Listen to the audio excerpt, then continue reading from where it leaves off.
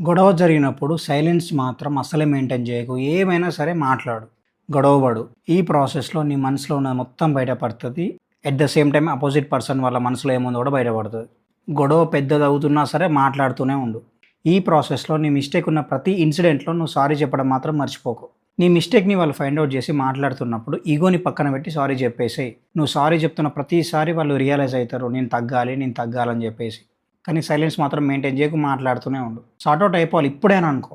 పక్కా చెప్తున్నా గొడవ ఎండ్ అయిపోయే లోపు ఒకరికొకరు సారీ చెప్పుకుంటారు. నేను అలా మాట్లాడి ఉండాల్సింది కాదని చెప్పేసి. ఈ ప్రాసెస్‌లో నువ్వు సైలెన్స్ మెయింటైన్ చేస్తే పర్మనెంట్‌గా మీరు విడిపోవాల్సొస్తది. బెస్ట్ ఫ్రెండ్‌తో అయినా సరే, గర్ల్ ఫ్రెండ్, బాయ్ ఫ్రెండ్‌తో అయినా సరే, వైఫ్ హస్బెండ్‌తో అయినా సరే. ఏదైనా ఉంటే మాట్లాడుకోండి. సార్ట్ ఔట్ చేసుకోండి. సైలెన్స్ మెయింటైన్ చేసి గ్యాప్ మాత్రం తీసుకురావద్దు. ఆ గ్యాప్ అనేది రేపటి రోజు పర్మనెంట్ డిస్టెన్స్‌గా మారిపోతది.